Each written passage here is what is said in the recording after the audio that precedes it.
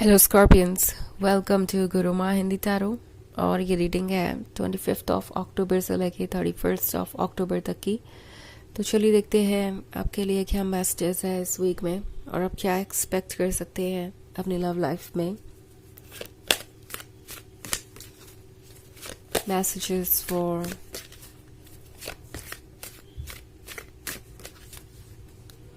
Scorpions.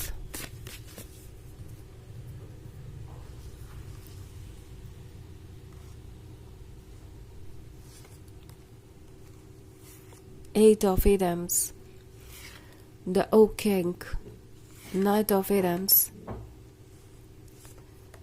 Five of Chalices, and Seven of Chalices. Okay. So हमारे पास है Knight of Wands. Knight of Wands के होने का मतलब है ये पर्सन आपको अप्रोच करना चाहता है। ओके, जितनी जल्दी हो सके उतनी जल्दी चीज़ों को अब ये सॉल्व करना चाहते हैं, बिकॉज इन्हें पता चल गया है कि इन्हें कुछ मिसअंडरस्टैंडिंग हुई थी। ओके, एट ऑफ एडम्स का कार्ड है। सो प्रोबेबली आपके रिलेशनशिप में बहुत सारे लोग इन्वॉल्व थे, मतलब इंटरफेरेंस, आउटसाइड इन्फ्लुएंस, ओपिनियंस दे रहे थे आपके पर्सन को और उन्हें बता रहे थे कि उन्हें क्या करना चाहिए और क्या नहीं।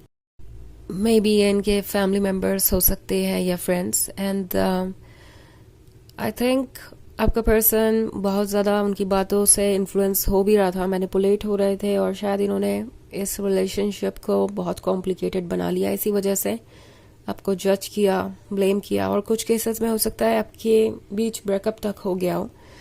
एंड अब आपका पर्सन रियलाइज कर रहा है कि वो गलत था, उन्हें वो सब कुछ नहीं कहना चाहिए था जो उन्होंने कहा।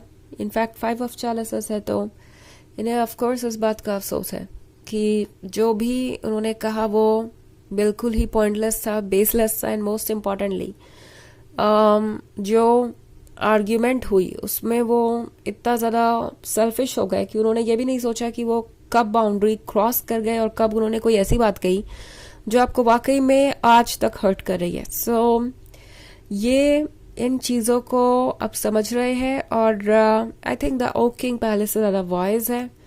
उन्हें लोगों के ट्रुथ भी पता चले हैं, उन्हें जैसे लगता है काफ़ी कुछ ऑलरेडी समझ में आ रहा है। जैसे कि हर कोई बस उनके रिलेशनशिप में तभी तक इंटरेस्टेड था जब तक कि उनका ब्रेकअप नहीं हो रहा, और ब्रेकअप करवाने के बाद इन लोगों को कोई फ़र्क भी नहीं पड़ता कि वो कैसे हैं, क्या सोच रहे हैं, कैसा फील कर रहे हैं। एंड ये लोग बस अपने पर्सपेक्टिव से सोच रहे थे, हर किसी को बस अपने ही फायदे की चिंता थी। ओके, सो आपका पर्सन अब क्लियरली देख पा रहा है और चीज़ों को जज कर पा रहा है। तो अब लगता है जैसे कि इनका माइंडसेट काफ़ी बदल चुका है। इस बार जब ये आपके पास वापस आएंगे तो आप इनके अंदर एक ऐसा चेंज देखेंगे जिसकी आपको उम्मीद नहीं थी।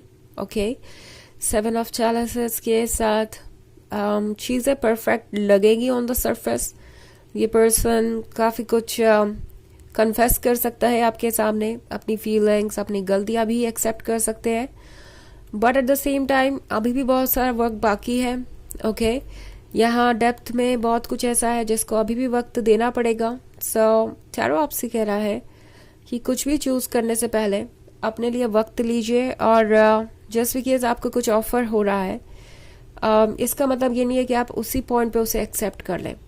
यानी कि अगर आपको कोई चीज़ अच्छी लगती भी है, परफेक्ट लगती भी है, तो भी जब तक आप उसके लिए प्रिपेयर्ड नहीं है उसे एक्सेप्ट मत कीजिए। हालांकि ये एक जर्नल रीडिंग है तो ये सबसे रेजोनेट नहीं होगी, एनर्जी रिवर्स हो सकती है अगर आप क्रॉस वॉचर है।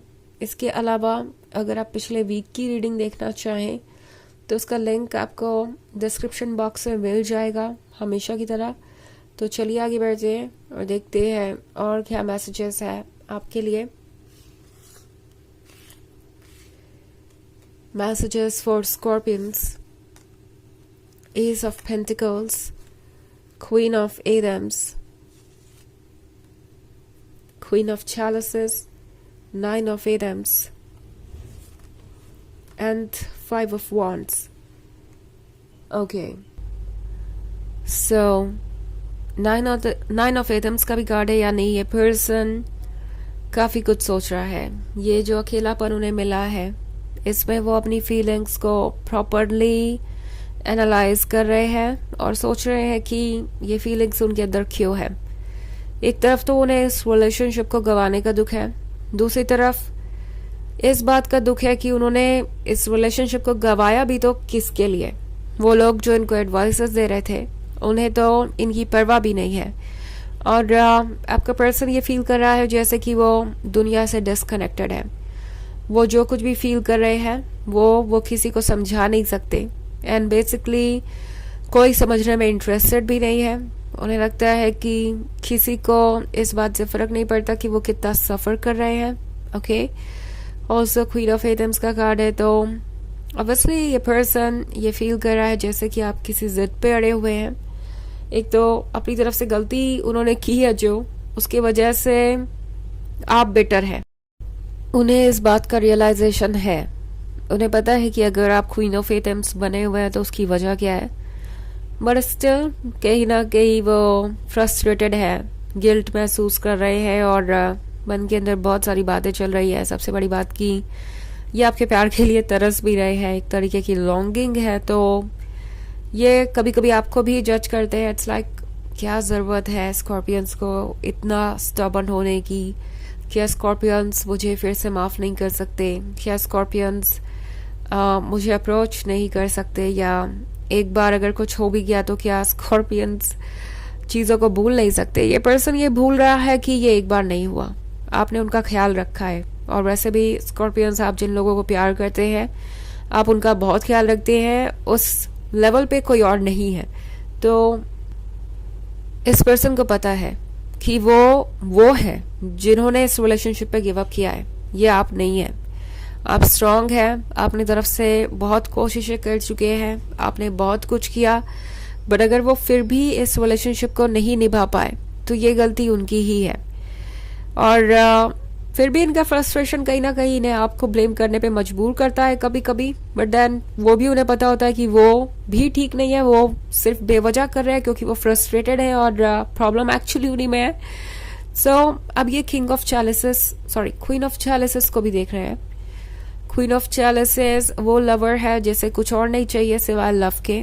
ऑफर वो बहुत कुछ कर सकती है।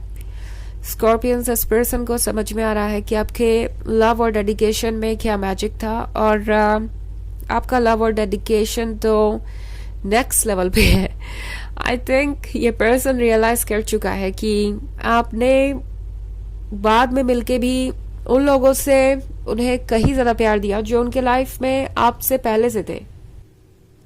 चाहे बात हो फैमिली मेंबर्स की, चाहे बात हो फ्रेंड्स की या किसी पास्ट रिलेशनशिप की, तो उन्हें ये रियलाइज हो रहा है कि आपका दिल कितना बड़ा है एंड आपने उन्हें कितना इम्पोर्टेंट फील करवाया है। Okay, also S of pentacles है, तो इस पर्सन को रियलाइज हो रहा है कि उन्होंने आपको कितना कुछ ऑफर किया है।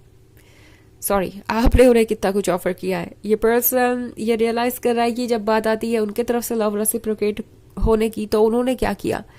क्या वो आपको भी एस ऑफ पेंटिकल्स दे पाए? कभी नहीं, मगर आपने फिर भी इस रिलेशनशिप को कंटिन्यू किया। 5 ऑफ वॉन्ड्स के साथ ये पर्सन लग रहा है आजकल कुछ स्टडी कर रहा है, पता लगाने की कोशिश कर रहा है कि वो इस सिचुएशन को कैसे ठीक करे, किस तरीके से सेल्फ वर्क करे, किस तरीके से आपको अप्रोच करे, इस प्रॉब्लम का कोई सोल्यूशन है क्या। मे बी एडवाइसेस ले रहे हो सकते हैं अपने रियल फ्रेंड से जो इनके वेल विशर्स है, या सोशल मीडिया या इंटरनेट से। किसी तरीके से वो चाहते हैं कि ये रिलेशनशिप वर्क करे। ओके, चलिए देखते हैं आपके लिए ओरेकल मैसेज क्या है।